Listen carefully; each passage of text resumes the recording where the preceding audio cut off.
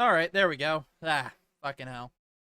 Sorry, computer was being weird and trying to figure out what the problem was.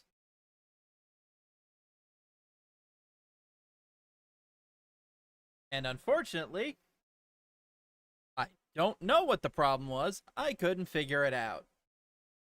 But hey, that's just standard for our bullshit here, let's be honest. That's just standard for our bullshit here. That wasn't properly muted. Now it came unmuted, but I fixed it. Alright, fuck it. Good, that's all we're on. I am contemplating making better decisions with my life. Alright, let's go. Our first story of the day. Florida Highway Patrol. 19-year-old drank high noon before rear-ending trooper in Tampa. Trooper says woman admitted to drinking high noon at a local bar before driving. Christ, that's a fucking... Deputies say that one person was killed, another person is hurt after what a the fuck car video crash. is... The fuck was that? Tampa, Florida. A 19-year-old woman is facing multiple charges after Florida Highway Patrol says she crashed into the back of a patrol car in Tampa overnight. It happened just before 1 a.m. Sunday at a traffic light on Bruce B. Downs Boulevard. Tell me the officer was also named Bruce just to make this a bit funnier. Troopers say Courtney Keller, 19, admitted to mistaking traffic signals, accelerating her car, and rear-ending the patrol car that had stopped for a red left turn arrow. According to Florida Highway Patrol, Keller showed signs of impairment, including slurred speech and a strong scent of alcohol. Troopers say she admitted to drinking high noon at a local bar before driving. Keller's driver's license was also reportedly suspended for an unknown reason prior to this incident. She has been charged with driving under the influence, DUI with property damage, and driving with a suspended license. Well, at least they didn't charge her for assault on a cop with a deadly weapon. A car's a deadly weapon, right? Florida Highway Patrol trooper is okay after a 19-year-old God, that mugshot is creepy. On Bruce B. Downs Boulevard early Sunday morning. 19-year-old Courtney Keller is facing like that's a fucking charges, Kubrick stare, you know, your head downturned, looking forward. With a suspended license. The trooper had stopped for a red that's fucking left creepy. Turn arrow when Keller accelerated her car and rear-ended them. She admitted to the trooper that she'd had a drink at a local bar before getting into her vehicle. Which raises the question of how the fuck a 19-year-old was able to buy beer. And yet she didn't have a fake ID on her, because that's also a crime, I believe. I could be wrong about that, though.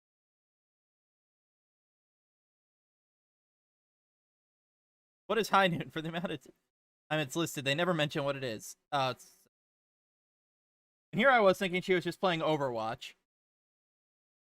R.I.P. McCree, they're changing your name to something dumber. But,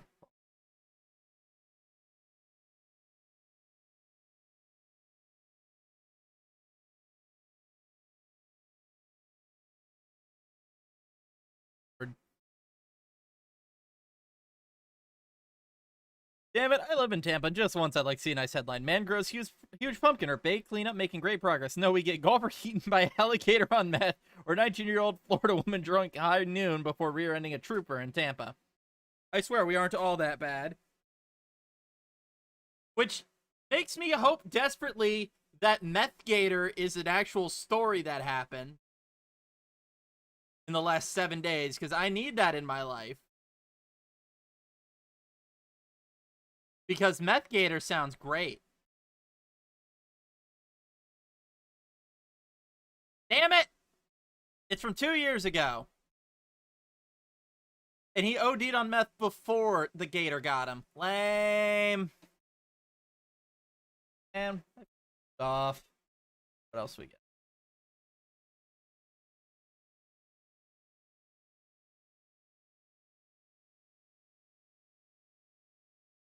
It's high noon. Floors it into the back of a cop car. Someone had to make the fucking Overwatch joke.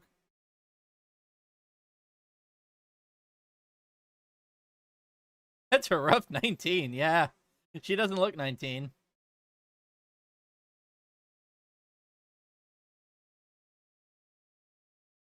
Florida woman arrested stealing bank funds from elderly Texas woman. Wow, what a bitch.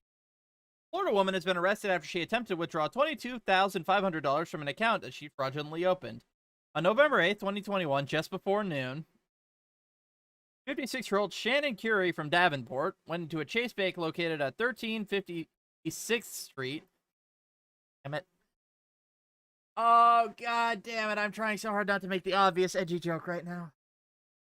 6th Street Northwest in Winter Haven and attempted to withdraw $22,500 from a business account. When given a withdrawal slip, Curie filled it out using the name of a 75-year-old woman who lived in Texas.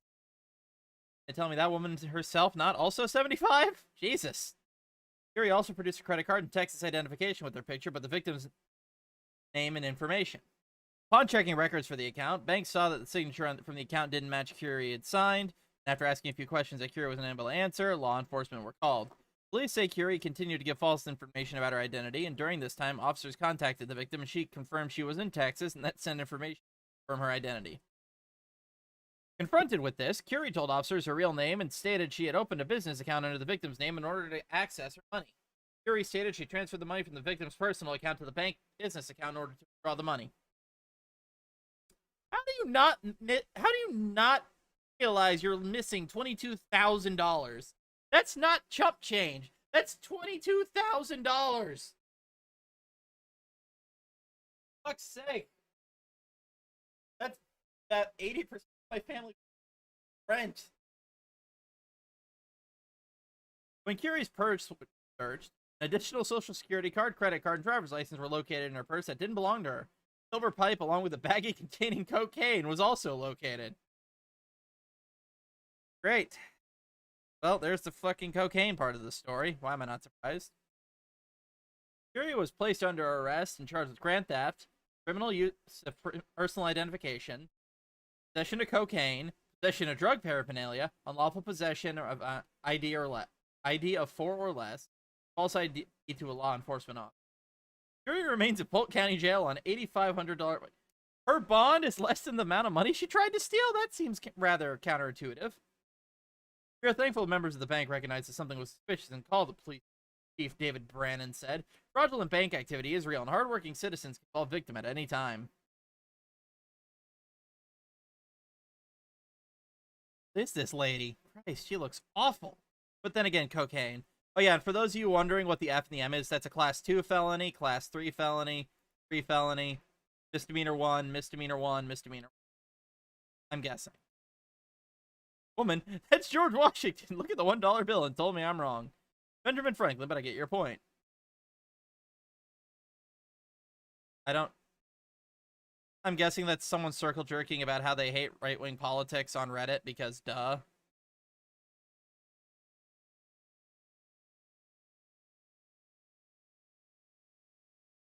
See what's next.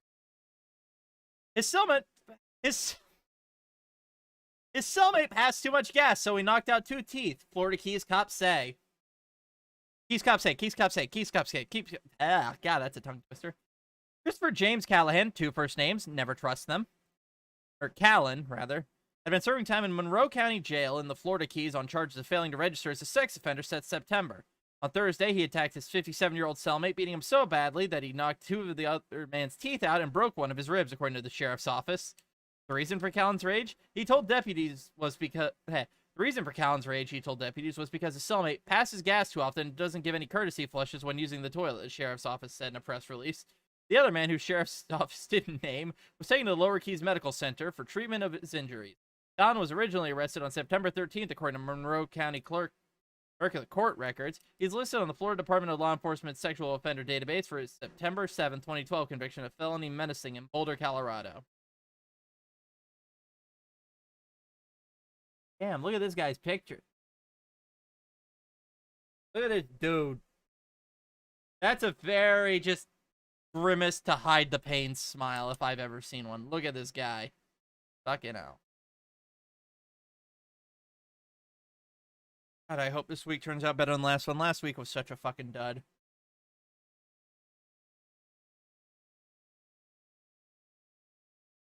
Sadly, it looks like this guy mostly just writes about actual news stories. So I'm sure that story was the fun one he got to speak. This is common prison etiquette. It's not Florida man at all. You're supposed to flush after each plop so the stink goes away instead of filling up your cell. Who does number 2 work for? I don't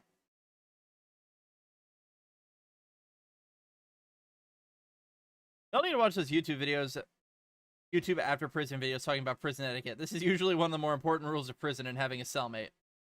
Sir, when a new inmate comes in and he wants some drugs, how do you initiate him? The guy goes, well, first thing I do is make him toss my salad. The guy's like, toss my salad? What's that? The guy's, well, having your salad tossed means having your asshole eaten out with jelly or with syrup. I prefer syrup. What? I feel like there's the rest of a bit here that the guy's quoting that I don't.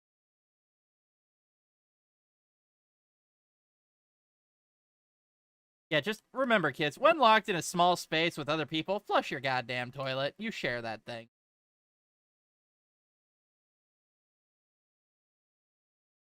Florida man takes prison etiquette seriously. The amount of people here that know prison toilet etiquette and flushing rules is a bit unnerving, even by Florida man standards.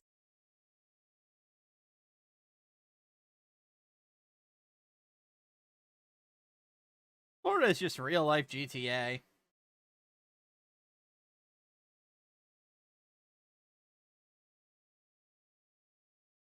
Villager's adult son arrested on ride home from Tinder date. What the fuck is this mugshot? I can't tell if he's being judgmental or about to realize that wasn't a fart that he felt.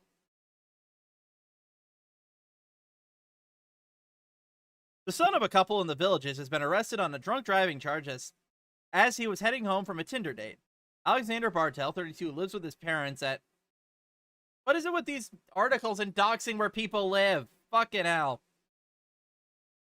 At the wheel of a black 2014 Dodge Ram pickup at 2:35 a.m. on Sunday at US 301 at Oxford when a 911 call reported his erratic driving behavior, according to an arrest report from Sumter County Sheriff's Office.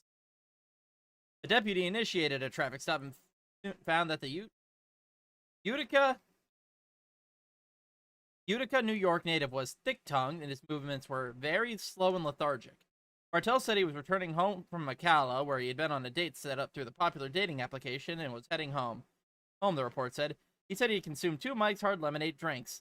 He indicated that he had a prescription for Adderall, Ativan, and medical marijuana, alcohol containers, a vape pen, 2 syringes, and a glass bottle labeled testosterone sustanon 250 milligram were found in his pickup. Well, at least there's nothing he can roofie someone with, so silver lining, I guess.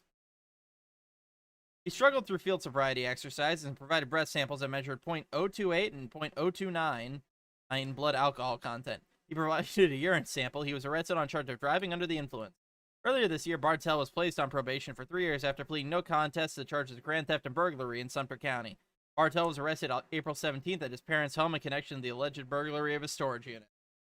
Well, he was free on bond in that case. Bartel was arrested after defying an injunction of protection against domestic violence, which had been obtained by a woman in Maricopa County, Arizona. The woman who had a child with Bartel told Sumter County Sheriff's deputies that she and the child had been staying with Bartel as a family unit in violation of a court order for about a month, the arrest record said.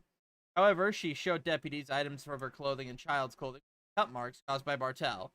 She also showed them text messages that Bartel had sent to her. He served 13 days in jail after the arrest. He was sentenced to time served after pleading no contest to a charge of violating a court. Due to his probation violation, Bartel was booked without bond after Sunday's arrest at the Sumter County detention.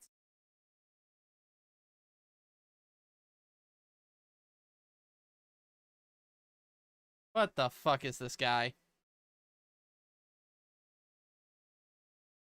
What the fuck?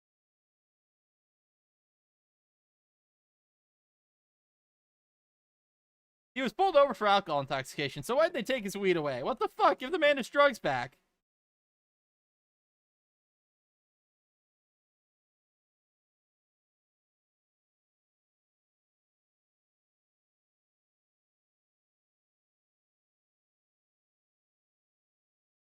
Well, that depends on what DJ Khaled once said. DJ Khaled once said, to make it through the jungle, you're gonna have to sweat. God, I don't know why this bot is a thing. Would this... well, there's the first roofie joke in these comments. Wow, the only roofie joke. And we're just gonna downvote Bruh 17 out of principle. That's fuck. You never feel disappointed in yourself. That's your parents' job. So just another day for him. Ooh, dude. Fucking cold.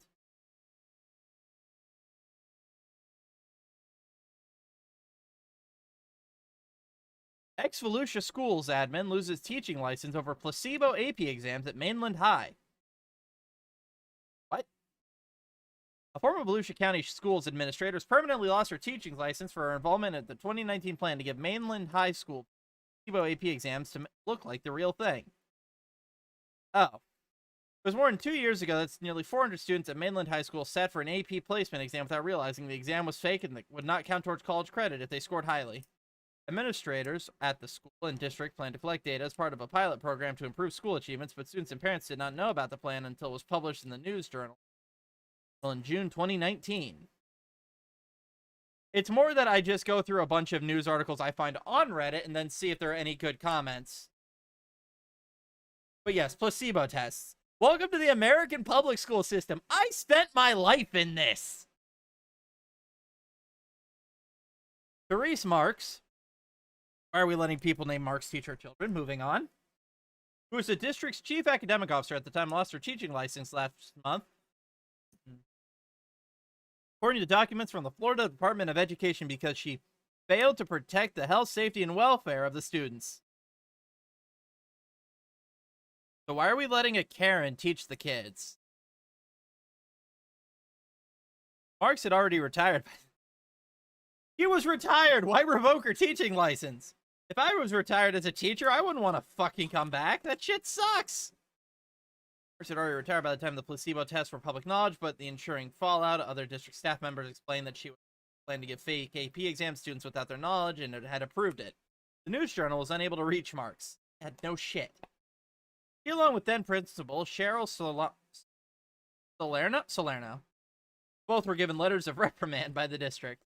A subsequent investigation by the district revealed that Salerno had violated the professional code of ethics and state statutes by giving football players A grades for a class they didn't actually take, as well as staffing issues. She then resigned in lieu of termination. Salerno's teaching license expired over the summer and has not been renewed. Salerno filed a federal lawsuit against the district in 2020. She alleged that the forced termination was a violation of the district's tenure policy, that the district had failed to pay her the full amount outlined in her contract, even though she quote-unquote fully performed her duties as principal. In that suit, she pointed the finger at Marks. A judge dismissed her claims, and Salerno's in the process of appealing the decision. I'm just glad this wasn't my county. So that way it's not my fucking tax money that went to this bullshit. September, yada yada yada. Salerno filed a new civil suit against the district for breach of contract. She is seeking excess of $30,000 in damages. The district moved to dismiss this case as well. The News Journal was unable to reach Salerno's lawyer, Jason Haar, on Thursday afternoon. In 2020, he asked the people set aside preconditions about her situation and let work. The school district does not typically comment on pending legislation.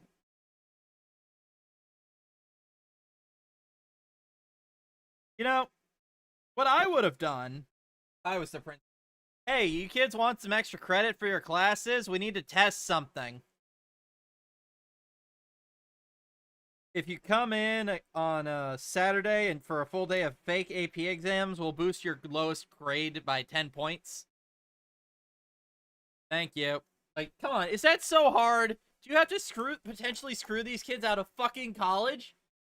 Because if that shit don't count, there are some kids on there that passed that exam that, when it was found out it was fake, couldn't go to the college they wanted to go to. Fuck you. Fuck them kids, but also fuck you. Congratulations. You might be the biggest scumbag Florida man we've found so far doing this in the past 5 weeks. Good job, Teresa. And, whatever, you're Cheryl. Fuck you.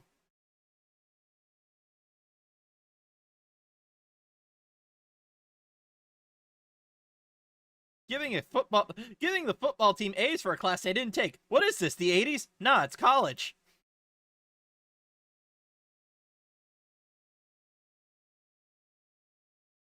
Like, bro, this is literally what they fucking do in colleges. Those football kids, they get useless fucking degrees that they can never use.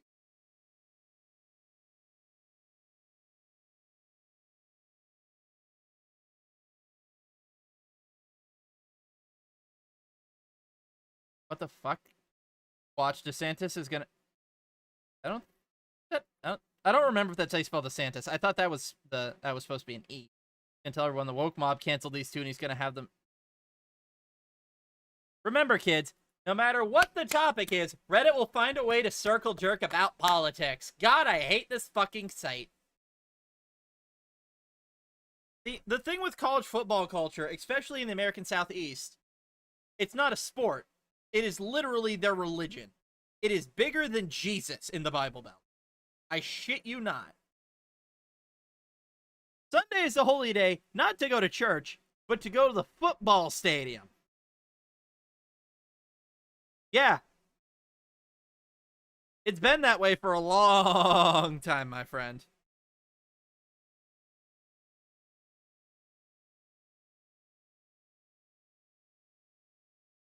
Fake Florida surgeon arrested in Tennessee in romance scam on dating website. Fake Florida surgeon arrested in Tennessee in romance scam on dating website. Every word of that sentence cannot prepare you for the word that follows it up. What the actual fuck did I just read? A Florida man with more names than shirts was indicted in a scam that included his purported career as a surgeon and stifling cash and property from his victims. Brian Brainard Wedgeworth, that's a 46, was arrested in Tennessee on charges of wire fraud, mail fraud, aggravated identity theft, and money laundering. Jason R. Cootie, acting U.S. Attorney for the Northern District of Florida, announced the indictment after Wedgeworth made his initial appearance in federal court in Nashville, Tennessee. The indictment alleges that between October 2016 and March 2021, Wedgeworth devised a scheme to defraud money and property by means of materially false and fraudulent pretenses, representations, and promises, and for the purpose of executing such schemes, falsely represented that he was a physician in an online dating forum to meet women with the purpose of defrauding them. Okay, see, that last paragraph, that was written to meet a minimum character count. You didn't need all the 3- and 4-syllable words there, the free press. Fuck off. The indictment further alleges that Wedgeworth made promises to the women in order to induce them to send him money and buy him jewelry and watches. Well, so far, my favorite story is about the teacher that accidentally screwed over an entire a principal who accidentally screwed over her entire graduating class by making them take fake AP exams that don't actually count towards their college. And she got away with it. Because she still got to resign and keep all of her benefits. Fuck you, bitch.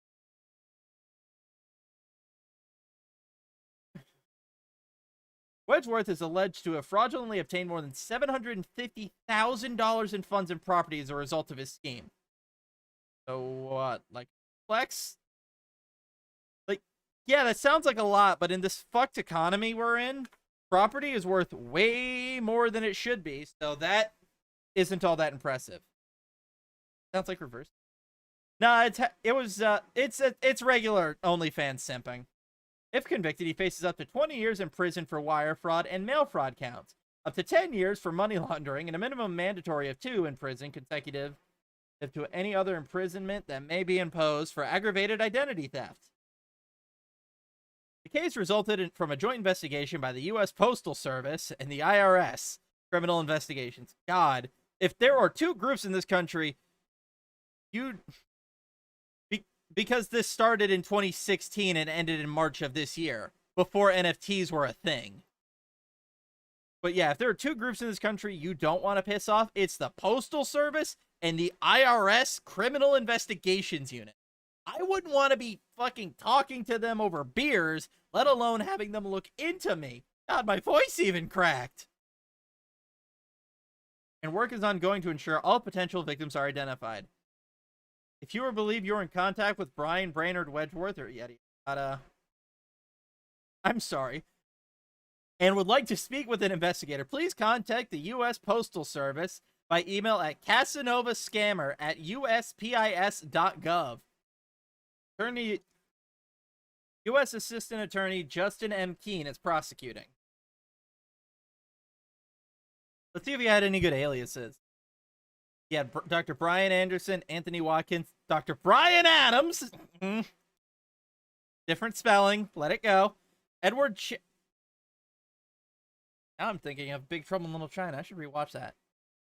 So on top of everything, I think we can also throw Yellowface in, because ain't that typically a Chinese name? And this man's name is Brian Wedgeworth. I don't think he's Chinese. Brian Chris, 2 first names. Never trust someone with 2 first names. Brian Chris Williamson, Dr. Brian Christopher Williamson, Brian Edmonds, Brian Amerson, Brian Lamar Wilson, Brian Wilson, Brian Mims, and Brian Lamar Sims. Months. This police report, written by investigating officers from Jupiter. The BocaNewsNow.com takeaway: don't loan your girlfriend's car to anyone, let alone an alleged drug addict who you decided to party with while your girlfriend is out of town. Oh boy. Give me a second. We're gonna need this. On July 8th, 2021, the victim left Juno Beach, Florida for vacation and allowed her boyfriend, Thomas Kane, to use her 2019 black Alfa Romero bearing Florida tag. During the woman's trip, Thomas attended a party on July 9th with Cassandra Reel. Thomas said he had only known Reel for a week and a half. Thomas picked up Reel at a house in Delray Beach, and they went to a hotel in West Palm Beach to party. Yeah, sure, party. Once at the hotel, they decided to come to Jupiter and attend another party. Cassandra asked Thomas if she could drive the Alfa Romero to Jupiter, and he agreed. Thomas advised that they were going. When they got to the party in Jupiter, Reel said that she would be inside in a minute because she had a phone call to make. Kane said he went inside, and a few minutes later, Cassandra called him, said she wasn't feeling well and was going to run to the store to get some Sprite and crackers. Next, she texted him and asked him what the address and the gate code was to get back to the neighborhood. Thomas sent the information, and she did not return. Approximately an hour and a half later, Cassandra texted him through Snapchat and told him if he gave her $600, she would give him the car back. Kane told her that he was going to call the police and he wasn't paying the money. Reel said she didn't care about the police and she already had a warrant out for something else. I mean, I respect the balls on her. That's a pretty ballsy play. Oh, what are you gonna do? Call the police? They're already looking for me, chuckle nuts. Reel stopped contacting Thomas and refused to tell him where the car. And what? Cassandra Reel stopped communicating with Thomas and refused to tell her where the car was located. Let's say tell him. So police reports it was determined that Cassandra Reel is a drug addict and was in fact living on the street. I contacted her mother, who lives in Indiana, and she advised Cassandra left her newborn in Indiana and came to Florida to attend drug rehab. Her mother said she never finished rehab and started working and living on the street. Her mother did not know where she was located, and on July 15th, West Palm Police Department advised that they recovered the stolen vehicle at or whatever the fuck that is. The vehicle was locked and unoccupied at the time. And the vehicle was towed and later processed by Jupiter Crime Scene. Several articles of women's clothing and makeup were found inside the vehicle that did not belong to the victim. On July 21st, I met Tom Kane in the lobby of the Jupiter Police Department. We briefly spoke about the case, and the Detective Hirsch conducted a video interview with him, where she presented him with a photo lineup. Tom Kane successfully identified Cassandra Reel as the person responsible for stealing the Alfa Romero. Based on the following information, it's been determined that Cassandra Reel did knowingly obtain it or use or endeavor to use a motor vehicle of a value of $60,000, which was the property of blank and any other person, not the defendant, with the intent to permanently or temporarily deprive blank or any other person, not the defendant, of the property or benefits therein, or from the yada yada yada word salad. I like how they say temporarily borrow. Like, oh, I wasn't stealing it. I planned to give it back eventually in 8 years. Fucking, you what, mate? Also, I like how this was from July, but they're only reporting on it now. Fuck off. Yeah, why the hell would you lend someone a vehicle you've only known them for a week? There's also the fact shouldn't be lending to anyone without his girlfriend's permission. Because he was definitely trying to have sex with the homeless drug addict. Usually a taco can get that. Them red flags look like Six Flags when you're horny. Damn right.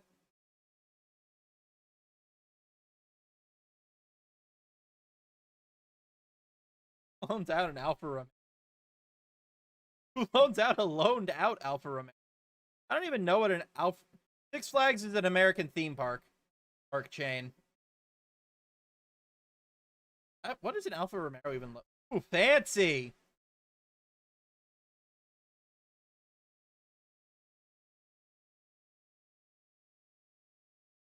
Nope.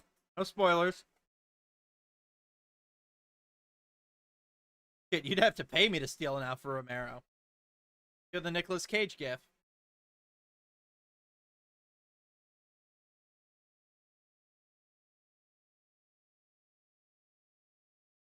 No, Six Flags is the theme park chain where their mascot is the dancing bald dude in the suit. Hold on.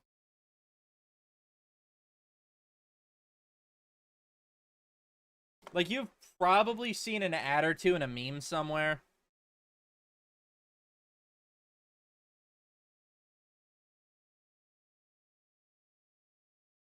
See if I can.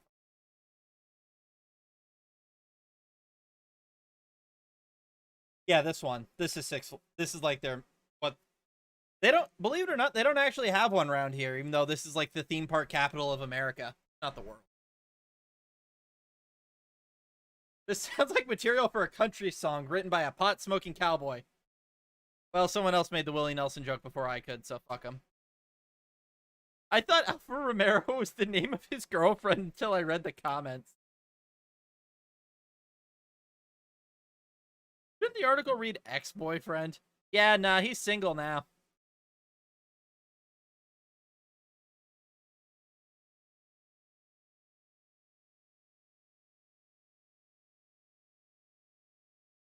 What the fuck are idiots on about?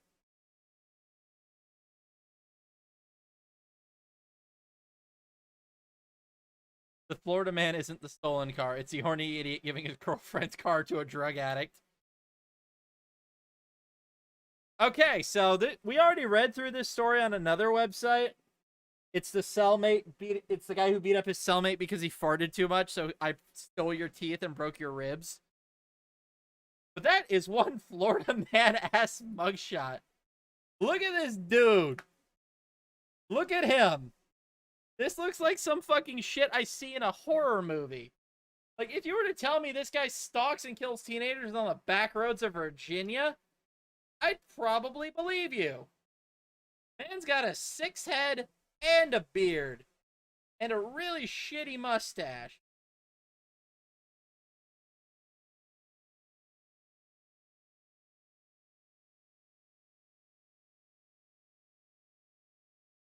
God damn, man. 2 soulless dead eyes, too.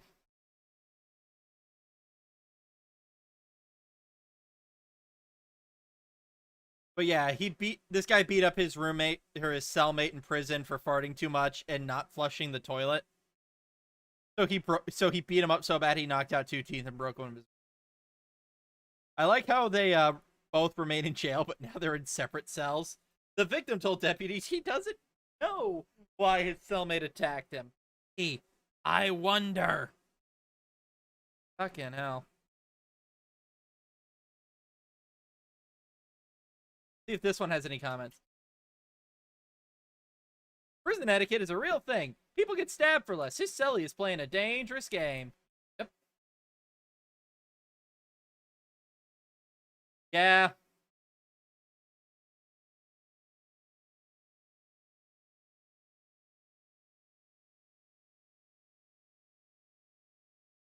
And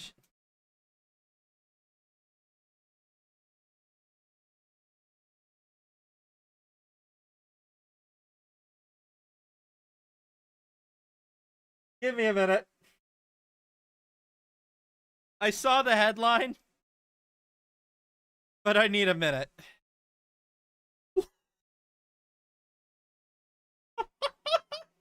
He looks like one of the Geico cavemen if you shaved him. What the fuck is wrong with his face? My God. Oh, Lord.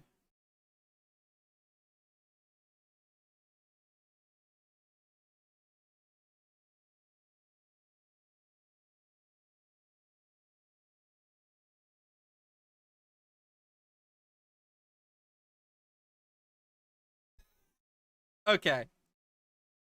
Okay, I think I'm good. I think I'm good. Florida man goes on free shopping spree at Lowe's. Arrested from Winter Haven, Florida. Polk County Sheriff's detectives have charged a Winter Haven man with felony petty theft after his Polk County retail theft crime spree at different Lowe's stores. Charles Levin, 62. This dude is 62? Christ. I would have guessed late 60s. He looks awful. Has an extensive criminal history, including 34 previous felonies, 47 previous misdemeanors, and 5 trips to state prison. This is real life Trevor Phillips. This is not Unreal Engine. This is just Grand Theft Auto. This is someone's GTA Online RP character. During the months of August and October, so I guess he took September off, 2021, Levin committed retail theft at 2 different Lowe's stores in the Auburndale and Winter Haven area. On August 29th, 2021, Levin loaded a shopping cart with over $550 worth of merchandise at the Winter Haven Lowe's and attempted to leave without paying. He was stopped by asset protection and left the store in a white SUV. On October 5th, he was seen again by asset protection loading $428 worth of stolen power tools in a white Toyota Highlander SUV. He fled the parking lot with the merchandise. You were this close to great. This close, but you went over by $8. Fucking putts. On October 21st, asset protection report of a stolen trailer from their Auburndale store. He reviewed the video surveillance and recognized Levin. He had attached the stolen trailer to a white Toyota Highlander. The trailer was worth $969, nice, dollars. He then used the trailer to steal a riding lawnmower from in front of the store. The value of the mower is $2,000. Fuck me. Lowe's asset protection then. Sorry. On October 29th, Evan was arrested by Winter Haven Police Department after he was caught attempting to steal a generator and a rug from a Winter Haven Lowe's. He bonded out the next day. So this guy really doesn't like buying hardware? I guess? What was the end goal here, sir? What were you gonna do? Were you gonna killdozer somebody with your shit?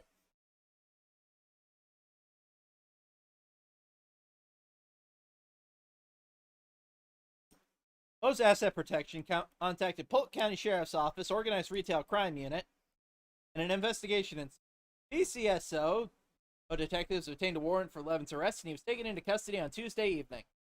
He has 3 previous convictions for theft in 1990, 95, and 2001. He has been charged with 3 counts of felony petty theft, third or subsequent offense. This suspect is a prime example of why our agency has an organized retail crime unit. We work hand in hand with asset protection and loss prevention personnel at stores all over the country. We have the eyes and ears in the stores giving us information we need to make cases against organized retail crime. Retail theft affects everyone. It drives up costs for retailers and the consumers. Polk County Sheriff Grady Judd. Grady Judd might be the most southern fucking ever goddamn heard in my life. I kind of love it. Like, that's a powerful ass name.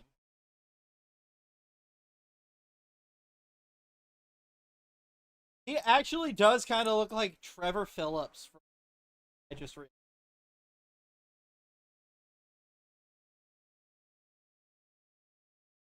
Maybe if you stretch the head out by about 10%. Like, I'm not crazy, right? You guys see it too?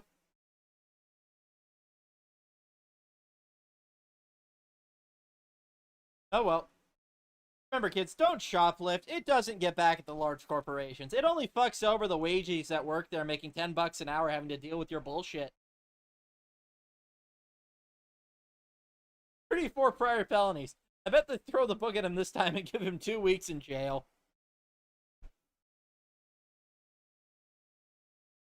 Yeah, probably. This dude looks like a cartoon character. Or if a child born from a Karen set who says he is so cute or is a little angel. Quick, what does a grown-up fetal alcohol syndrome person look like? This guy. Well, if you want to steal property, first off, don't do it from a store. Do it from someone's house. Because houses are far less likely to have security cameras than any large fucking retail store. Secondly, it's a lot easier to steal a TV from a house than it is a TV from a Walmart. All you really gotta do is go out the back window with it, hop a fence, and have a car waiting. Fucking Lowe's, you gotta walk out past everyone, past security cameras. Like, I've been with people trying to steal from a Walmart before.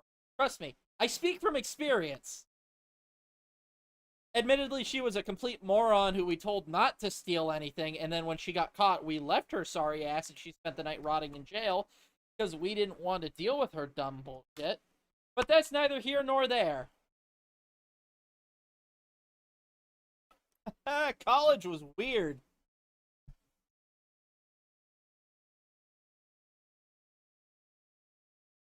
I just looked at this, and all I can think, look, 5-finger discount, and all I can think looking at this guy's mugshot is 5-finger discount punch. I'm gonna get this box cutter away from me before I do something I'm gonna need that tomorrow, and I'm gonna have no idea where it landed. Yeah, 5-finger discount punch over here.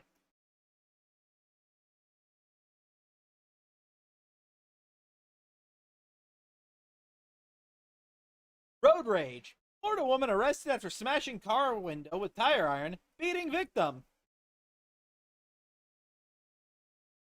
Okay, so legally speaking, I cannot encourage you to steal anything because that would be a crime if you're in another country. But don't be stupid about it, is all I'm going to say. Don't be stupid and only take what they won't notice.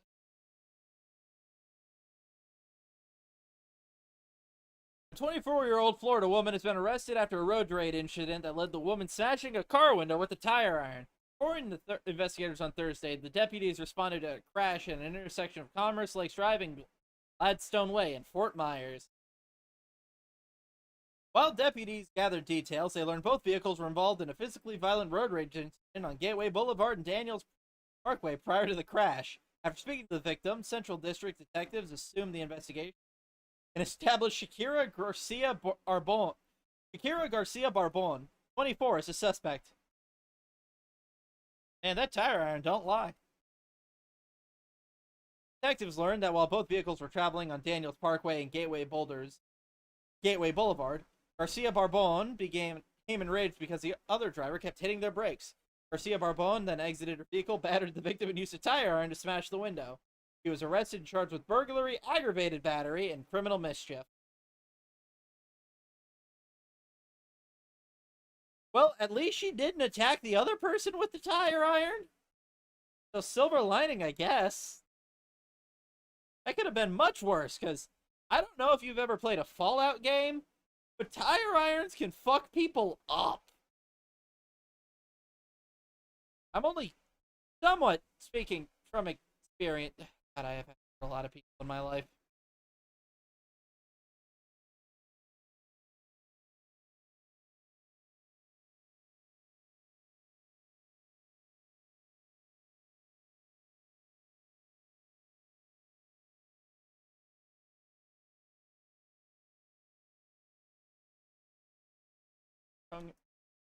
Yeah, I was fairly sheltered growing up, but when I went to college, my roommate was the campus drug dealer freshman year.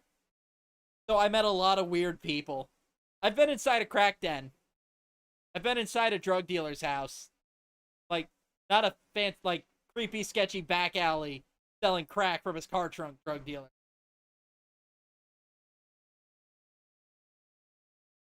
I have done things.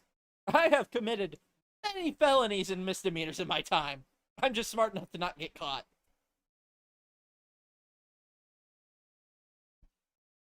She seems so disappointed that she got busted. Also, can we look at her mugshot again? She looks like a disappointed parent. Like, just, that's the face my mother made when I was 8 and I was, how old was I? I think I was 5 and I took my pants off in a restaurant. And I'm not going to explain why I did it, but it made sense to me at the time. I wonder if that place is still there. They had good. Just look at her. She just got the fucking face of a woman who's been nagged at by a Karen for 20 minutes. Was I 5? I might have been 3. I know I was really young. I knew I was young enough to know to not take to not realize taking your pants off in public is a bad idea. Let's leave it at that. I bet she the Vic didn't use their blinker and in return they getting beat by a tire. And what the fuck are you on about? Is this Ted Bundy's sister? I don't even know what that last guy's on about. And I saved this comment for last just because it's so long. In an alternate universe, Florida man who earlier that night had his arm ripped off by an alligator was stopped by the cops and stole their car, drove it into a sand trap at the local golf course, then fled the scene in a golf cart and went to Waffle House. Afterwards, he went to his girlfriend's house to get drugs and perhaps some medical attention, but refused to go to the hospital. He was so worried that she gave him her car and told his wife. Fortunately, on the way to the hospital, his wife accosted him with a tire iron, smashing the windows and beating him senseless. He wandered aimlessly into the night only to end up near the alligator and shared part of his breakfast. He shared part of his breakfast he saved with it. Since there's not much blood from his arm everywhere, the cops investigating this scene and realized that it was the guy who stole the car. Took him into custody. However, when the officers argued with his partner about how best to handcuff a one-armed man, the perpetrator escaped into the swamp. I'm pretty sure that's where the DC character Solomon Grundy comes from, but I could be wrong. The Swamp Thing.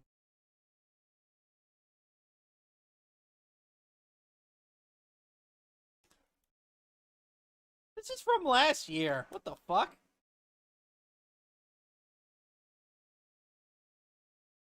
Yeah, I don't care. Oh no, rich man lost boat. Apparently bad teachers are a theme this week. Teacher resigns after making Florida third graders clean feces, urine in bathroom. I have a story for this. Hooray! Listen.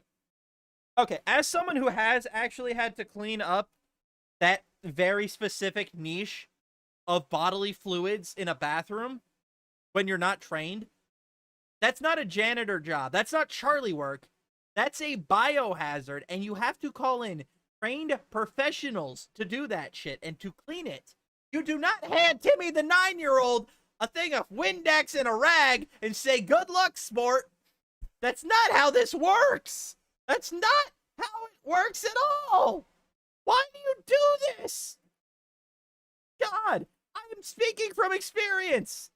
And I'm not even mad about the time I had to do it, because I know the guy who made me do it, if he had been there, he would have been the one doing it, so I'm only slightly bitter.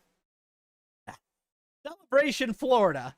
Officials with the Osceola School District say a teacher that forced kids to clean feces off a bathroom floor has resigned.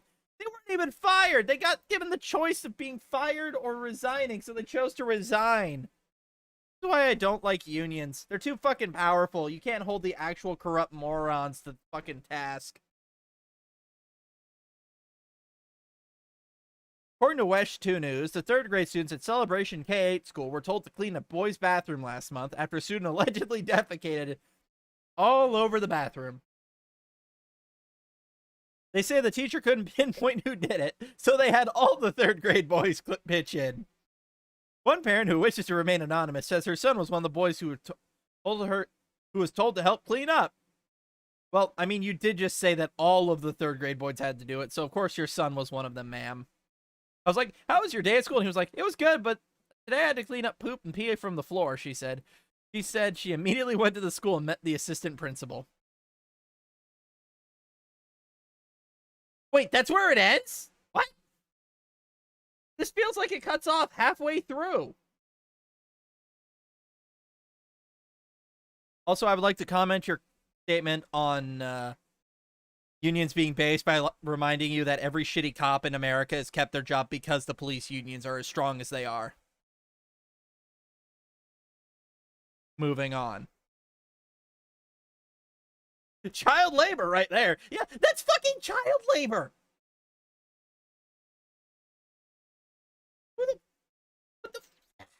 This story just pisses me off.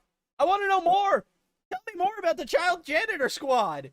Look, man, Celebration ain't even that far from here. That's like on the other side of Disney World. That's like 20 minutes away. I could go there. I could go to this school and fucking ask what happened before I finish this stream. I'm not going to, though. Celebration's a shithole.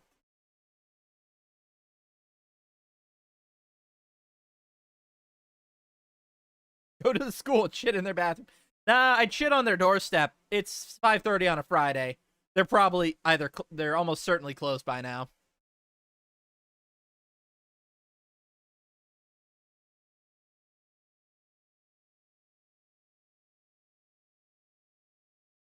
Also, I would like to note, they didn't say anything about the teacher losing their license. That person can get hired somewhere else to teach. This is going to bite them in the ass one day, and it's going to be very funny.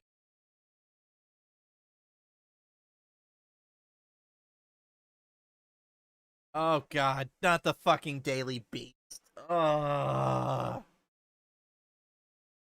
investigates GOP lawmaker for breaking law he helped make.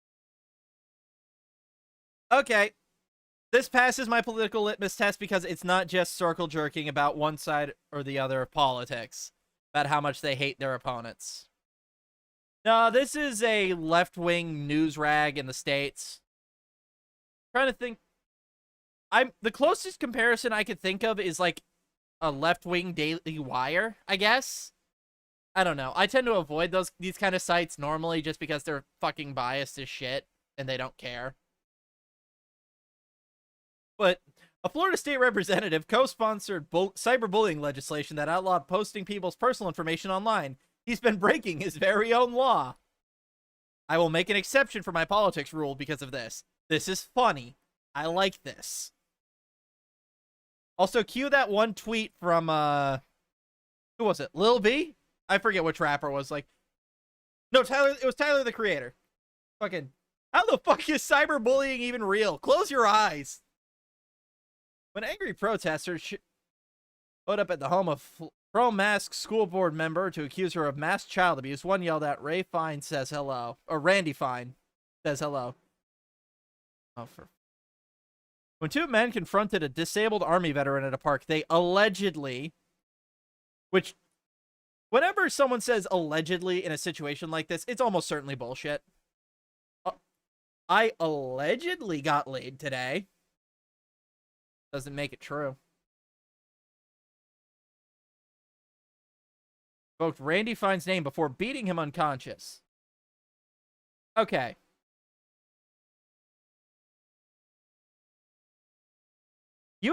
No offense, you expect me to believe two right-wing guys beat the fuck out of a disabled Army veteran? Is you dumb? Like, if you're gonna... Like, I'm not saying it didn't happen. It could have. But that sounds incredibly unlikely. Like, it's not fucking, what's his name, Jussie Smollett levels of this is obviously bullshit.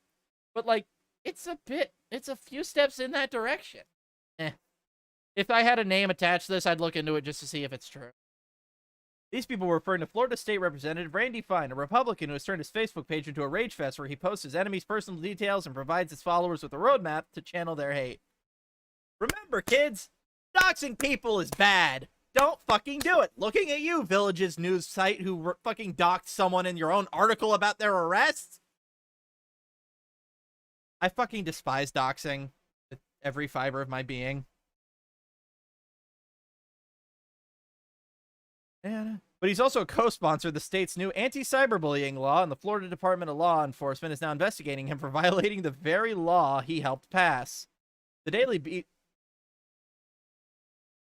Beast reviewed communication showing that the local district's prosecutor, State Attorney Phil Archer, initially received two cases and referred both to the state's police agency.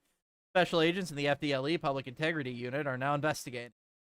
It's sick and twisted. The irony of thinking he's above the law, let alone own one he brags about co-sponsoring, is insanity. All right, ma'am, I would like to introduce you to the concept of politicians. It's not just him that's like that. Literally every single one of them is like that. Find me a politician who isn't like that, and I found you a man or woman who just started their job this week.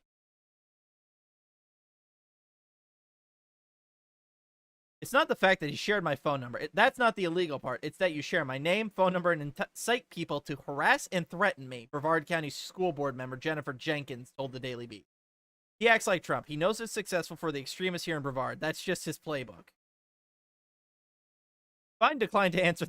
Yeah, no shit, he declined to answer your questions on the record Thursday. Instead, he sent a statement warning against giving voice to the assaulted veteran by getting some of the same defamatory claims about the man's criminal record that he often made on Facebook.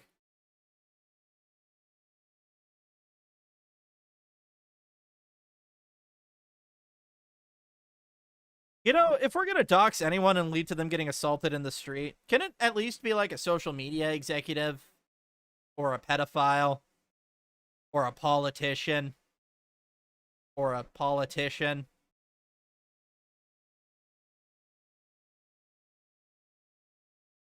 Man, there's like 3 groups of people I fully support beating the shit out of, and I don't want to keep that joke going in. I have to. On.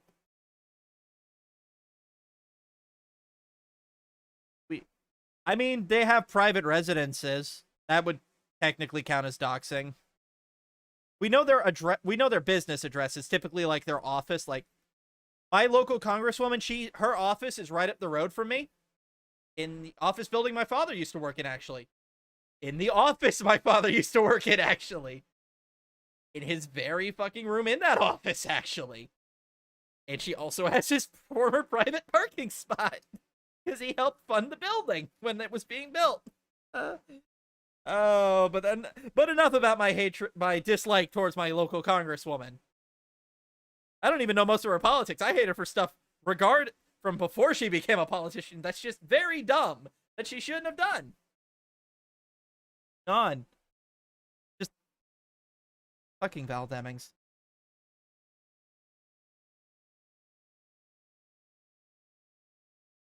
That he sent a statement warning voice to the assaulted veteran by repeating some of the same defamatory claims he made in the man's criminal record. Wow, a soldier that's a criminal. Huh. A novel and unique idea. Print the claims, then Fine said, listing a litany of unproven and slanderous allegations. Be my guest. The 18th Judicial Circuit State Attorney's Office declined to confirm or deny the existence of any ongoing criminal investigations, and FDLE did not respond to requests for comment. Oh, sweet Christmas. How long is this article? Oh,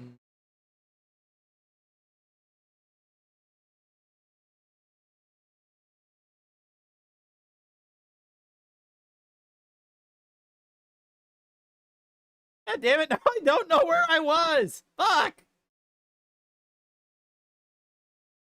Here we are. It's unclear how closely Fine was involved in crafting Florida's Combating Public Disorder Bill, a knee-jerk reaction by conservatives in the wake of the Black Lives Matter protests. But he was one of 26 co-sponsors of legislation, which received national media attention because, among other things, it allows pissed-off drivers to run over protesters. I mean, on one hand, yeah, that's scummy. On the other hand, bro, if you're gonna stand in the street, I'm just saying you're putting more than yourself at risk. Is it victim blaming if it's a hypothetical?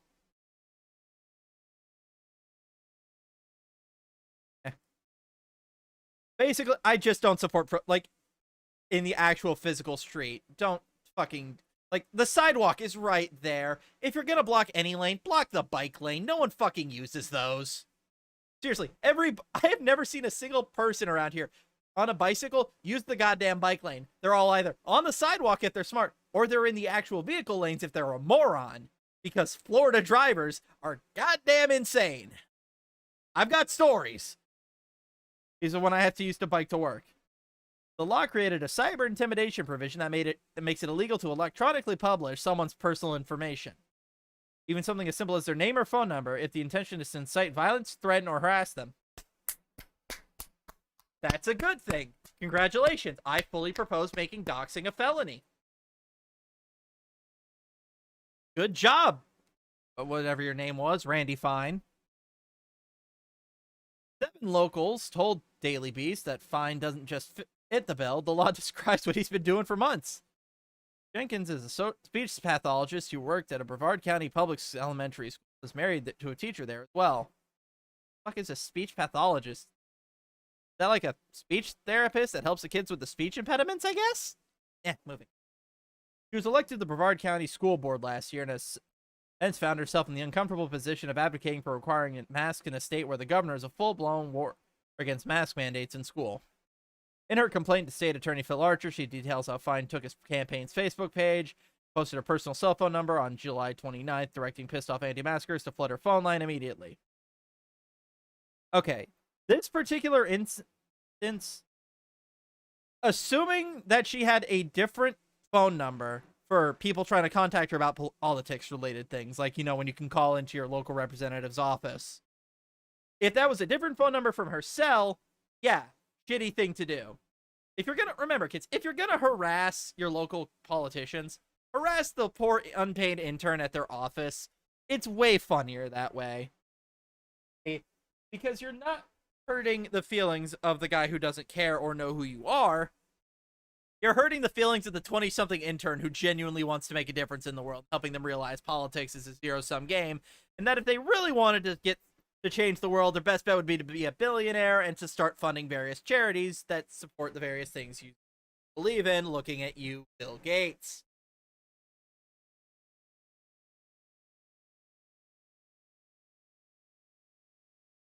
Bet you were expecting me to make a, fuck, what's his name? The Hungarian guy, George Soros. I bet you were expecting, yeah, joke's dead. COVID is neither highly transmissible and has nominal effects on children. If you want to stand up for your rights, call Jenkins right now and let her know exactly how you feel. So read his post, which has since been deleted. Her complaint to the investigators claiming she got furious text messages from over 70 different phone numbers, including one calling her a psychotic Nazi. Can we stop devaluing the term Nazi, please? Like, we call everything we don't like Nazis.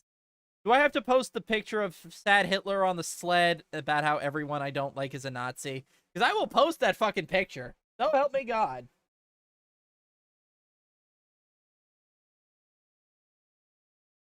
Or was it everyone I don't like is literally... forget which. Yeah, this one. This one, right here.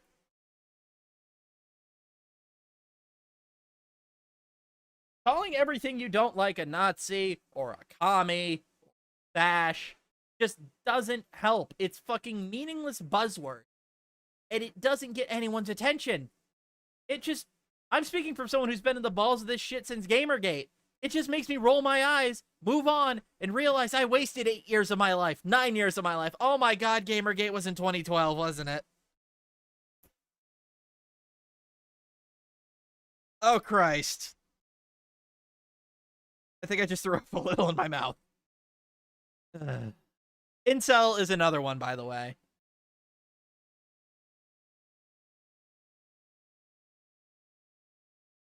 Like, are there actual fascists and Nazis out there in politics? Yes, there are. I agree. They are bad. Fuck any and all forms of authoritarianism, be it left wing, or right wing. And no, I'm not about to invoke horseshoe theory by saying the left or the Nazis are fucking leftist or whatever that stupid meme is. They're really not. They're very authoritarian, but Nazi policy in and of itself was more centrist than anything. They had some far left ideas, some far right ideas. Fuck, they had some pretty decent childcare and safety laws, and I think it might actually still be on the books for Germany, if I remember correctly. I could be misremembering that, though, so don't quote me on it. But it was mainly like foster care shit and orphans, and how to actually and ensuring that they're not completely fucked over by a system.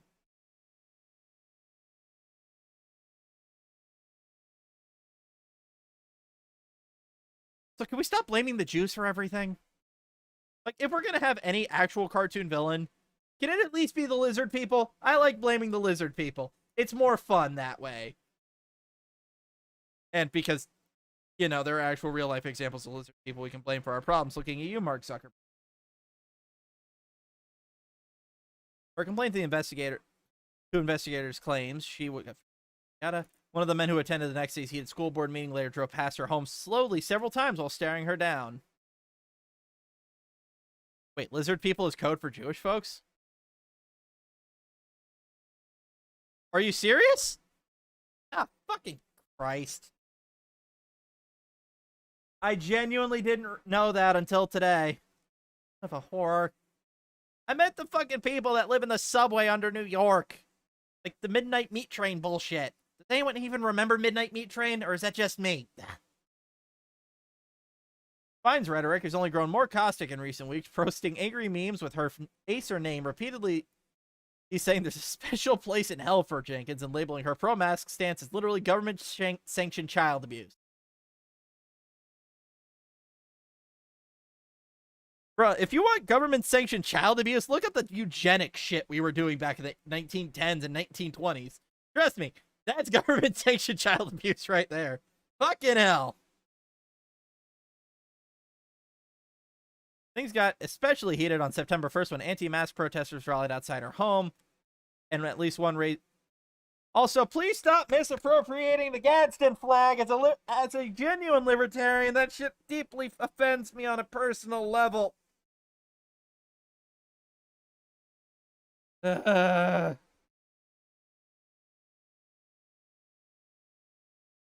has been widely adopted by gun-toting right-wing fringe. Remember, kids, the no-step snack is for everyone that opposes the government, not just right-wing lunatics. Please. It's like the Hong Kong protesters in Pepe the Frog. Can we give them this no-step snack too, please? Thank you. That's all I ask. Also, yeah, if you don't believe, fucking Pepe the Frog actually did become a symbol of the Hong Kong anti-China protests. Look this up if you don't believe me. It's actually pretty cool.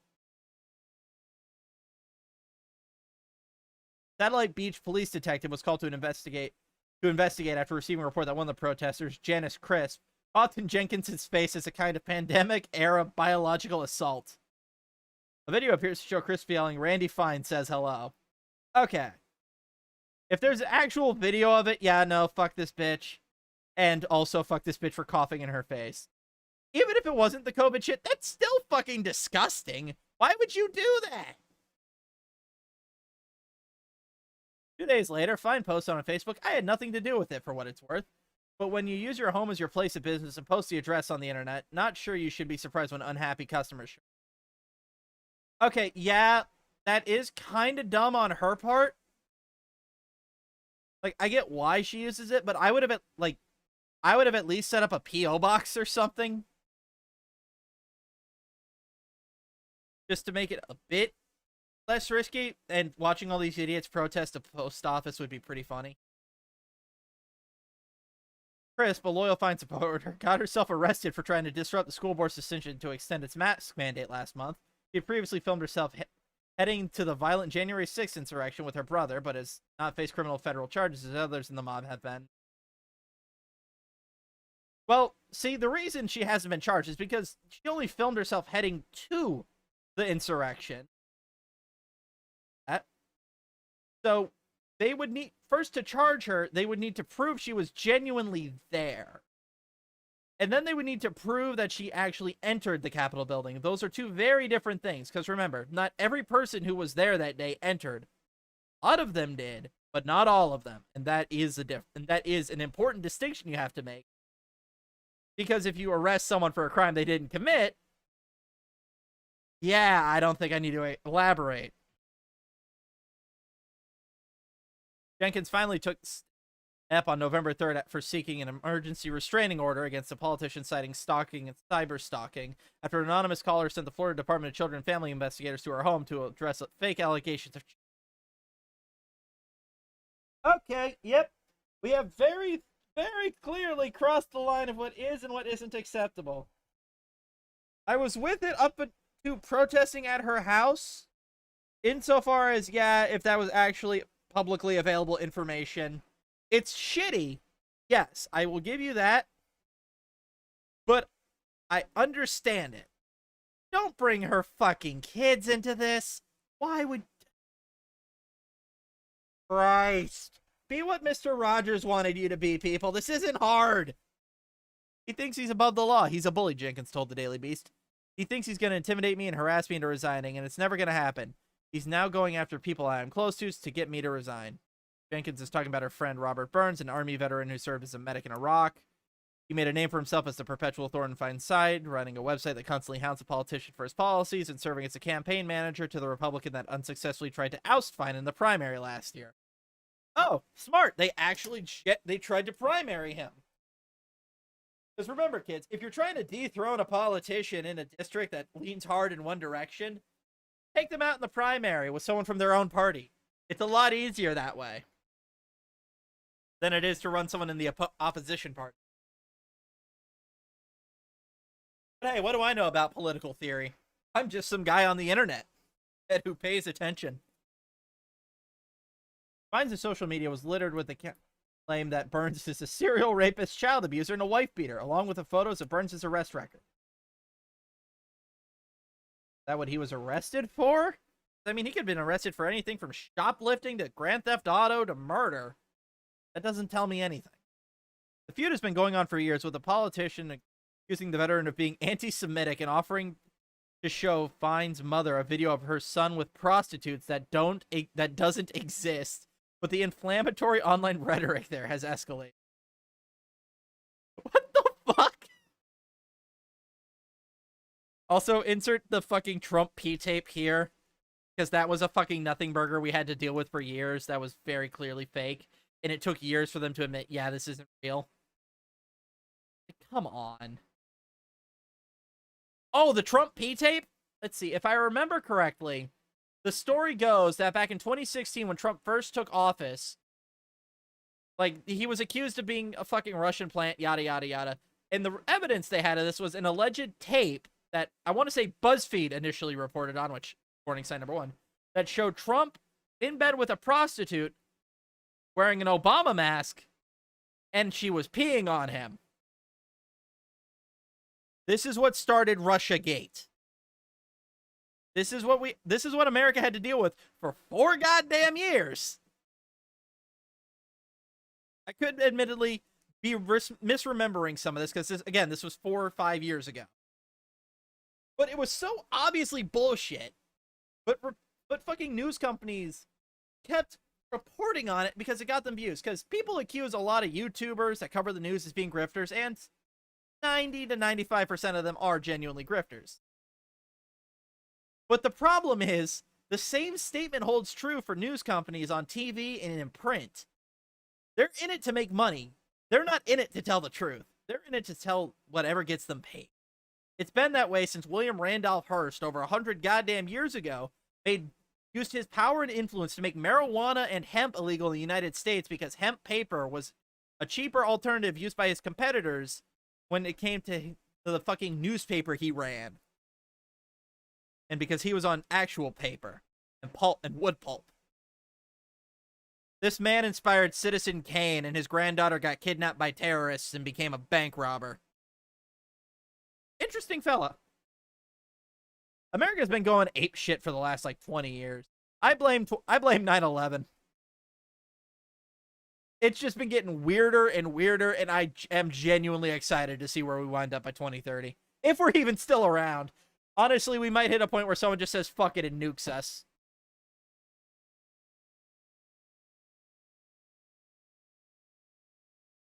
On the same day Jenkins filed her stalking case against Fine, the state representative posted a paparazzi-style photo of Jenkins and Burns outside the veteran's home showing a license plate and house number. Fine credited citizen journalist and linked to a blog post on an anonymously authored blog. But a closer look hints that Fine was involved. One article features a screenshot of Burns' social media activity taken from Fine's own personal Facebook account. As most people know, your Facebook profile picture follows you wherever you go onto the site. So if you took a Facebook screenshot while on your account, the post will show you near the share button. Minutes after Fine made the post, Burns was allegedly confronted by two men while he walked on a nature trail at a small nature preserve called Turkey Creek Sanctuary.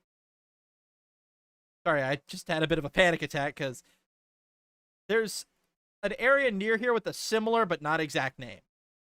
According to Burns, the interaction went like this. Are you Robert Burns? One man asked. Yes.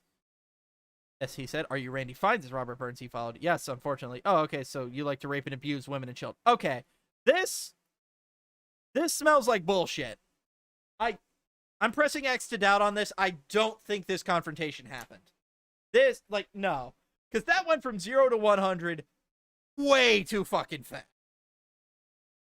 And if it was some QAnon bullshit, it's some kind of genuinely fucking nuts political thought, it would have gone even farther. So it's in like that middle ground where it's too extreme to be real, but not extreme enough to also be real.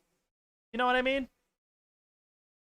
So this one, man, I liked last week better when we had to talk about the private monkey island. That was fun. Can we get a story like that this week? Fight ensues, and while Burns said he struggled with one man, another swung a heavy object and slammed it into the back of his head. Burns, who suffered multiple traumatic brain injuries while combat in Iraq, woke up on the ground dazed minutes later. Spent the evening in the... Ooh, he was actually injured.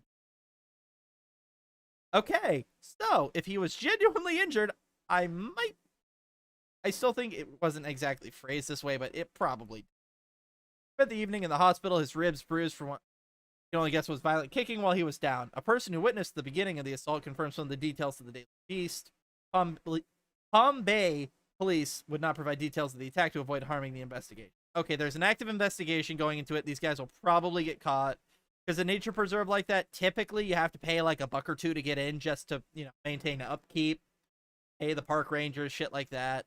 It's kind of annoying, but oh no, I have to pay $1 to get in. Ooh.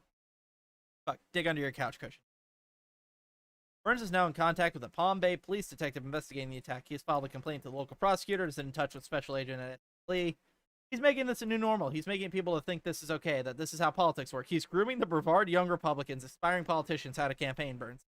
He's also committing the infractions because he thinks he's immune. He thinks he's untouchable because he's doing press conferences with the governor and law enforcement. Well, if that's the case, then I think we know when they need to arrest this guy. Could you just imagine he's doing a fucking speech with a bunch of cops next to him, and then like one of them just walks up and handcuffs him and starts reading him his Marine? That would be some Kino shit. I would be down.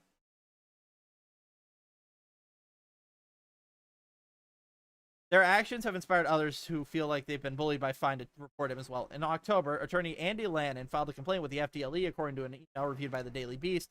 It's not about left-right politics, said the attorney, who describes himself as a devout Roman Catholic and lifelong Republican. I like how he led with the Roman Catholic part. Wink, wink, nudge, nudge, insert conspiracy theory here. Fine targeted Lannon because when he quit his Palm Bay city attorney job and a week later checked himself into a mental health facility for... Fine, in the sense to leave Facebook post still available on Google, publicly called for him to be removed from a committee that nominated judges and called him unfit. Lannon wants state inspectors to investigate what he considers Fine's illegal attempts to tarnish his reputation, to destroy his credibility as a witness, set to testify against Fine's associate, who last month pled guilty to his role in a corruption scheme. And his friend was involved with corruption. Who would have guessed? Truly, I am shocked beyond words right now. Who could have possibly seen that coming? Okay, moving on.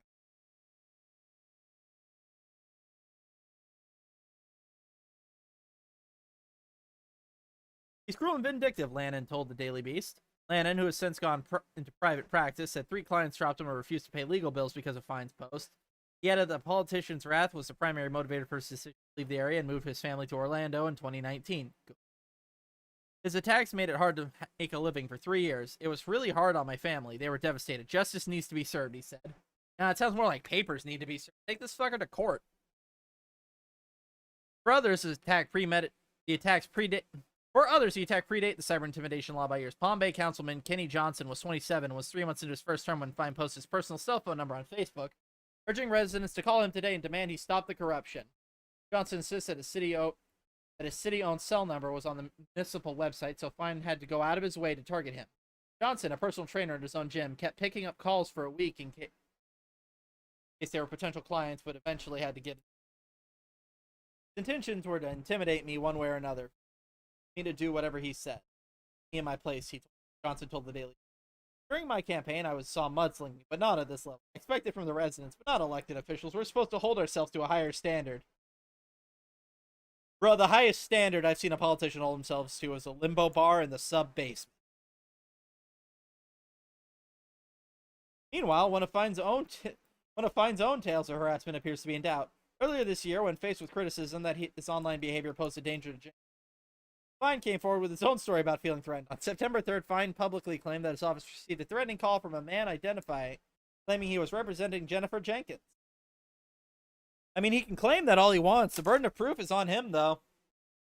I'd like to thank the police department of the city of Melbourne, city of Palm Bay, the Florida Department of Law Enforcement, and the House Sergeant of Arms for immediately responding to the credible threat made against him. However, the Daily Beast checked all 4 law enforcement agencies. Such a threat was reported. The Florida House Speaker's office said the Sergeant at Arms did not receive a call that matches. The Melbourne Police Department reported that it never received a call from Fine's office, which is outside their jurisdiction anyway. And while FDLE did notify the Palm Bay Police Department about the incident, the matter did not rise to the level of report. It was determined that a subject made a comment to one of Fine's staffers. No threat was made to Fine. A Palm Bay public information officer told the Daily. Okay, one joke. One fucking joke. You mean the mysterious disappearance of the guy who killed Epstein? Moving on.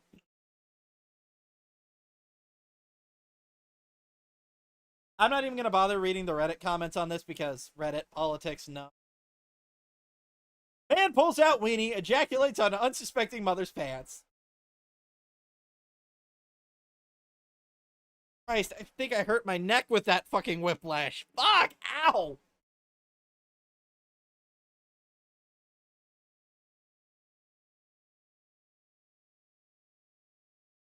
A 21-year-old man drew a 15-month jail term after he reportedly masturbated and then ejaculated a woman who was with her child at a supermarket. The man was identified as Elias Floor, who did the sick act like a mother and her 12-year-old boy who were browsing a toy at a Walmart shop in Winter Haven on December 2019.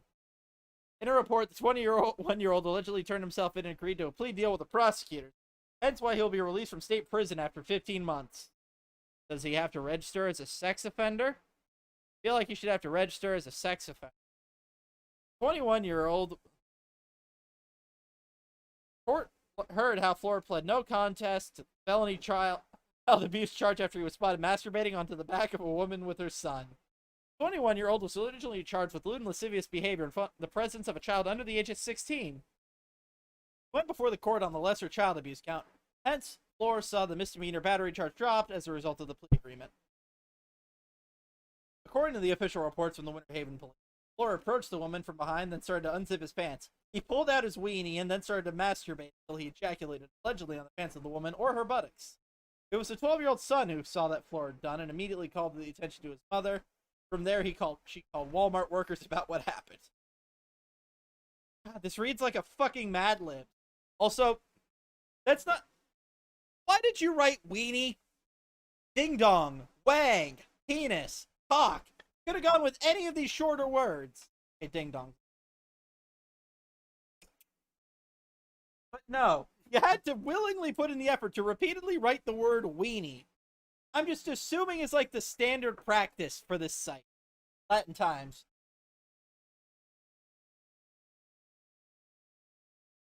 Flora was immediately identified thanks to surveillance photos. It turned out he lived only a few miles away from the Walmart. He turned himself in and admitted to the sickening act. After his 15-month sentence, who will also have to complete a 3-year probation period, he was ordered to pay $900 in fines and court costs and undergo a psychosexual evaluation. I feel like you should also be paying for that woman's laundry bill, but that's just me.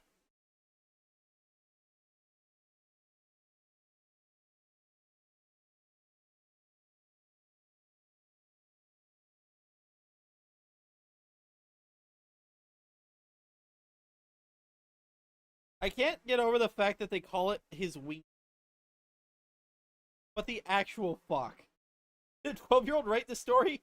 In what realm of journalism is calling penis a weenie? I was really confused until I realized that this was the Latin Times and not the LA Times.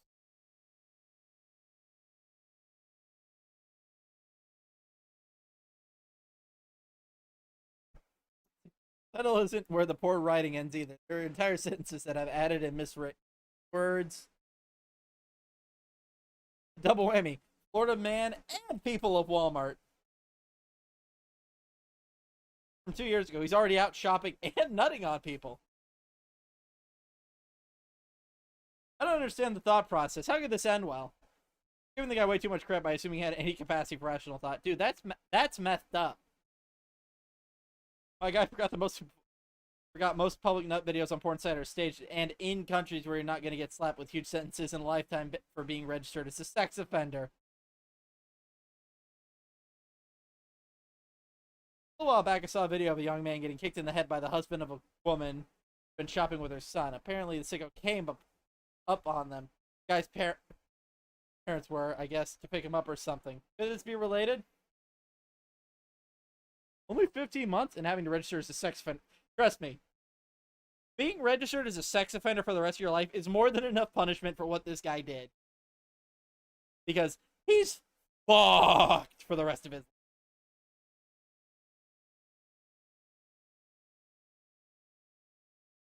Politics.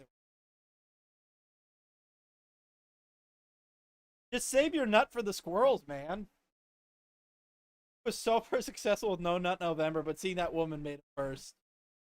How'd he rub one out that quick? It takes some 5 minutes normally. Surely she wasn't standing still that long. I'd like to think someone would notice the guy walking around beating it. But then again, this is a Walmart.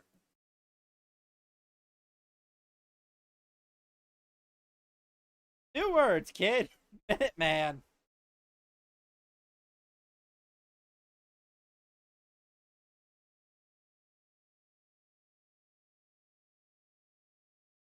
Is there a video of this? I need to double check.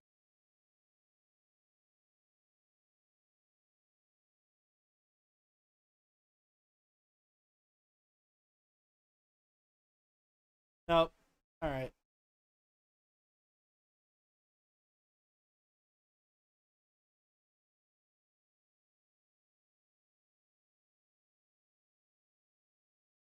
Okay, first off, I don't know what this black screen is, but I can't click anything.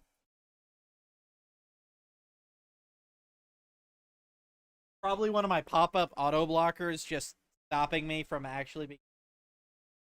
So we're just gonna stare at this headline.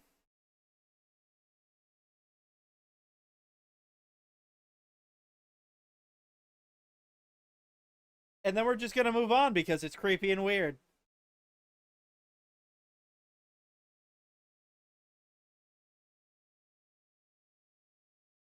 Okay, this is an oldie but a goodie. Florida man ends standoff after promises of pizza. Judging by the look on his face, I'm assuming it was pineapple. Or Hawaiian, rather. Fox News reports. A Florida man was accused of threatening his family by texting them Coldplay lyrics and warning them of retribution from his Nazi prison associates, was persuaded by police to end a standoff in return for fresh slice of pizza, according to an article on Fox News. Evan Charles McLemore? Also, 2 first names. Again, running theme.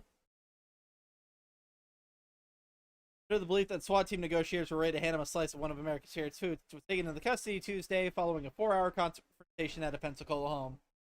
Never underestimate the power of pizza with flavored crust, Pensacola State Department Pensacola Police Department wrote on Facebook while adding officers cannot comment on the rumors about pineapple being on said pizza, operational security, and all that. Okay, that one's pretty good. It was not immediately clear if the responding officers knew even gave Miclemore a slice, but they did deliver him charges of resisting arrest without violence and aggravated stalking, according to Pensacola News. It's not delivery, it's the police.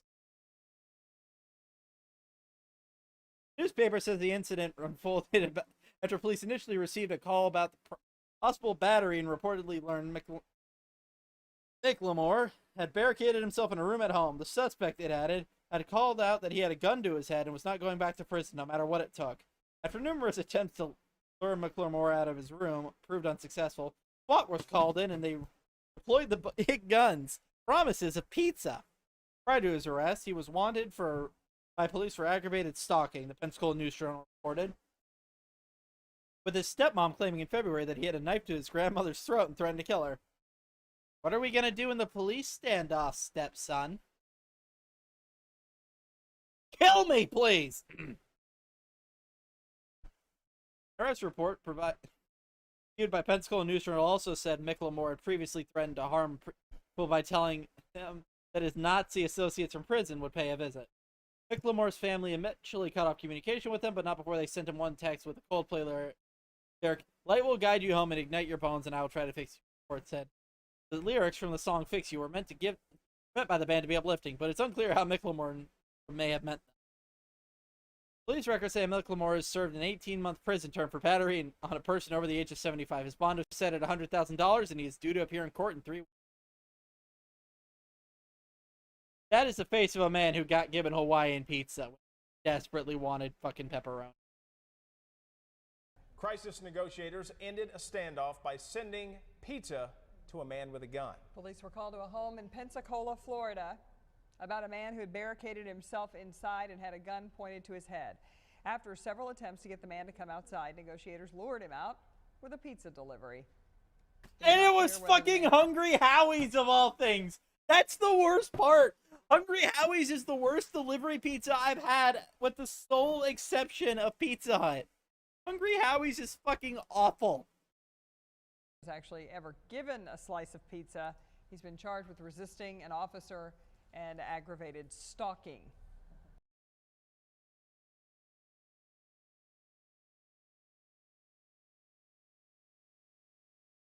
It's literally a get dunked.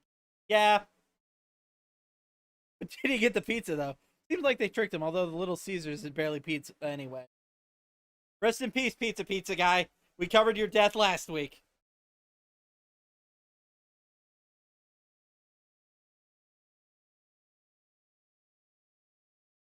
Pizza solves everything, I guess. Except diabetes. Choke on the pizza and die. Diabetes cured. I mean, he's not wrong. I'm going out and taste and taking my diabetes with me. I think the guy just didn't realize what they were serving, because they didn't show the pizza until the video. I'm also curious what lyrics could possibly have threatened people. Yeah, that's a good question.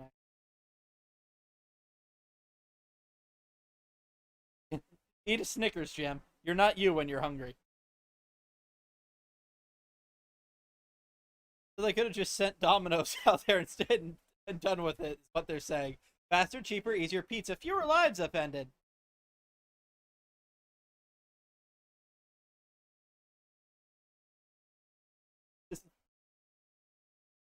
I don't like Coldplay, so we're just going to ignore the fucking... Seems like a nose pick. Really, what kind of pizza? Promised him a meat lovers. Poor rat bastards gave him a Hawaiian. Did him dirty that day. Man, fuck the police.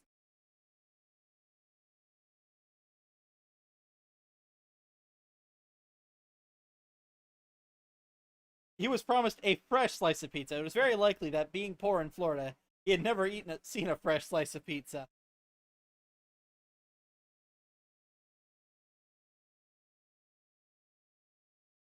As a native Florida man, I had to downvote this comment. I can't find one unless I drive hours now. Plus, it's got memories of begging my friend's older sister who worked there, and I've always Get free Howie bread when we hooked up and did drugs together in true Florida man style. Wow, I was not expecting that to end that comment.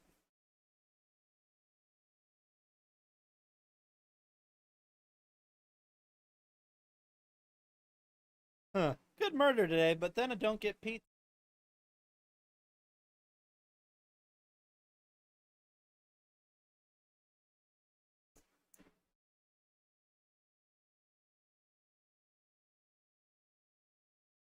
You can de-escalate a lot of shit with pizza.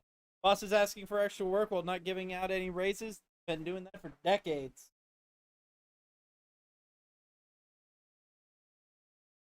See, remember, kids, you don't deserve a raise if you're salaried.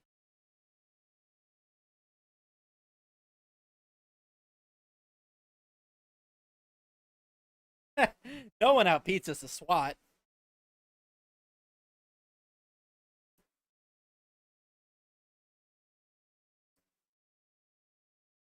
No raises for the wages. Oh no. Yeah, no, I learned my mistake from the Daily Beast article. We're not touching this one. Did we ever confirm the rumor that she married her brother to get him a green card? Or is that still just a conspiracy theory? Because it's so dumb, I kind of want it to be real. But at the same time, I really don't care.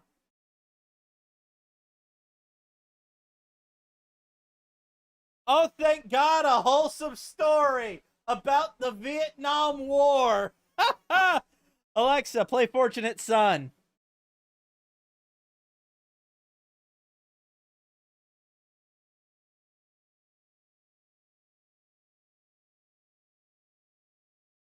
Lighter from Vietnam connects veteran stories 50 years later. Christopher Power and Glenn Nisworth never met, but a Zippo lighter connects these two, one of whom settled in Temple Terrace. 52 years ago, Christopher Power and Glenn Niswonger. Niswonger? Niswonger? It's clearly German, I think.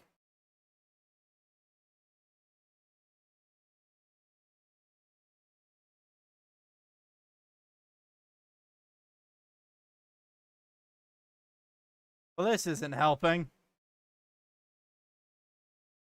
Nice Wong there. Yeah. Niswonger was Delta Company. Power was Bravo. They never met, but they must have come close. From 1969 to 1971, their unit fought out of Hill 411, a forward fire base with a good view of the surrounding valley about 7 clicks west of Quang Nhang City. Newspaper accounts published by the Army suggested the area was heavy with Viet Cong. Like there was a booby trap under every bush, is how a first lieutenant from Gainesville described the painstaking process of clearing the hill at the time to create the temporary base. Power got to Vietnam right around the time the hill was taunted by the enemy with the American folk ballad, "Where Have All the Flowers Gone," blasting in the distance. GI fired artillery and mortars, the Associated Press wrote, to silence the loudspeaker. The Southern Cross reported that around this time, Niswonger arrived there. Delta Company was hit with an early morning mortar attack back near an old fallow rice paddy. In Vietnam, that doesn't narrow it down. Apollo 11 landed on the moon shortly after that. Nice Wang there's company lost 6 soldiers that week. 1970, both Niswonger and Power made it back to the U.S. alive. They would never meet as they built their separate lives. It would take another 50 years and a small token from Vietnam to pull their stories back together. Niswonger returned to his hometown, New Bethlehem, Pennsylvania, and immediately got married and had sons. Worked in a factory making refrigeration equipment, won his league bowling tournament, lost a wife, married again, loved to read the Bible, and isn't much of a traveler. Yeah, Jesus!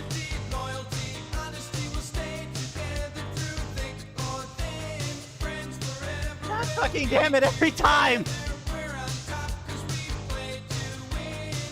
Fucking Christ, my heart! Mr. T.Y., you just gave me a goddamn heart attack! Holy shit, dude! Holy shit!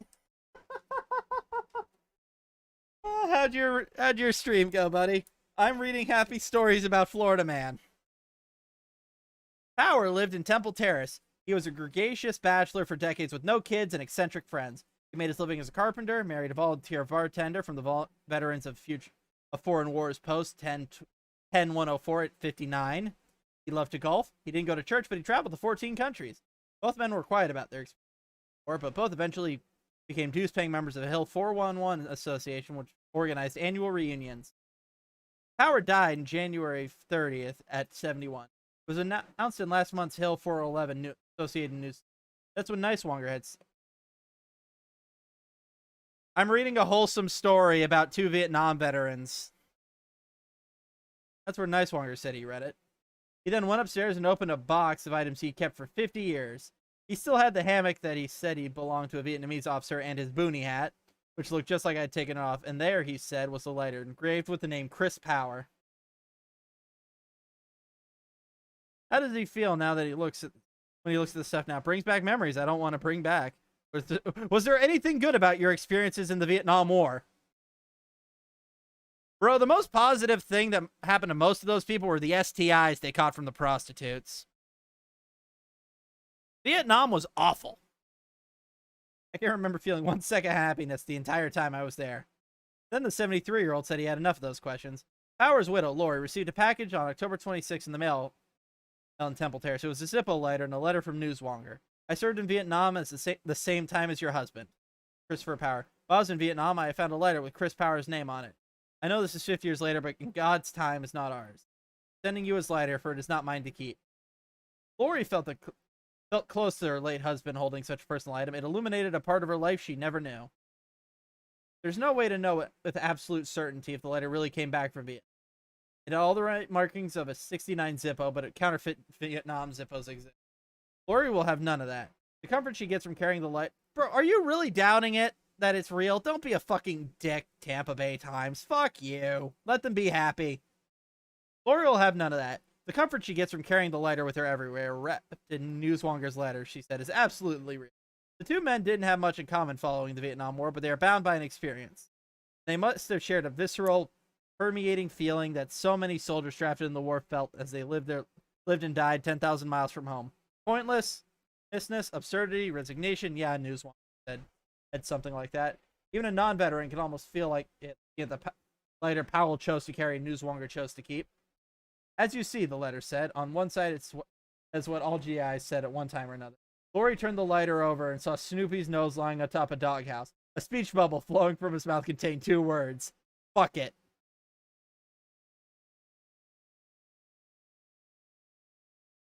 Man, stop making me feel fucking positive emotions. This is awful. I hate this shit. I want to go laugh at stupid people.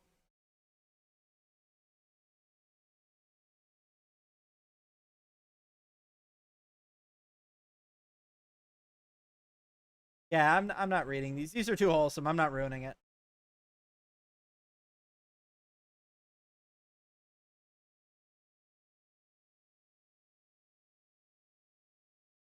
This is just the fucking Florida Man challenge. I'm not Googling my birthday because I don't want to inadvertently dox myself.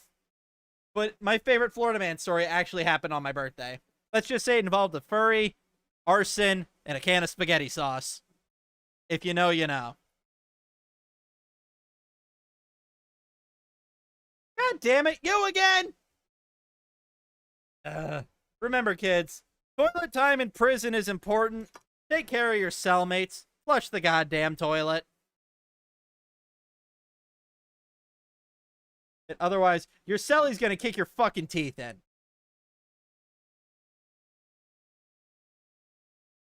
And this is the Lowe's one, so I guess I accidentally opened the same story twice. So we ended on something wholesome for once. Thank fuck.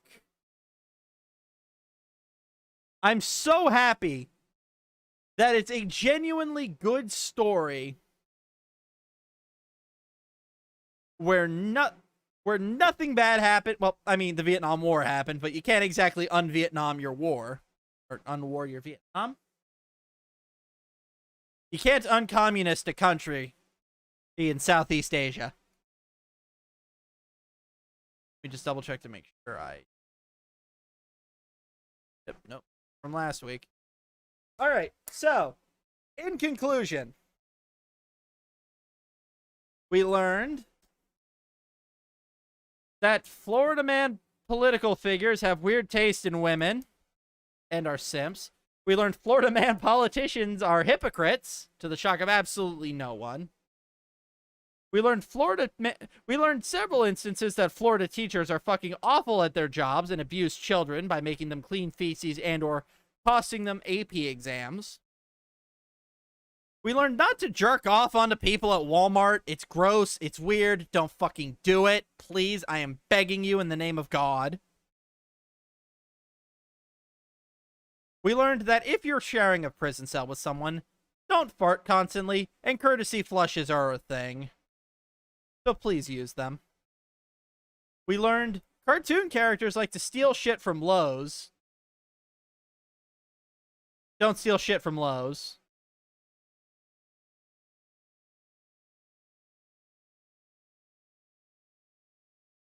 We learned not to lend out your girlfriend's fancy sports car to drug addicts. I mean, yeah, this week was kind of a bust, all things considered, but it was better than last week. And as such, I leave you with this beautiful face. Because I don't know how else to end this.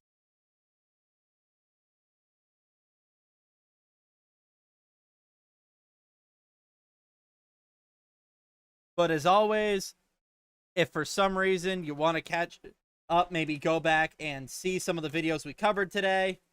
It's all edited down on the YouTube channel, either in the chat or linked down below, depending on what site you're watching this on. And, yeah. We'll be back Monday, probably. I don't know my work schedule for next week because it gets posted tomorrow. Because the boss has been off all week for personal shit. So I don't think it actually gets made until tomorrow.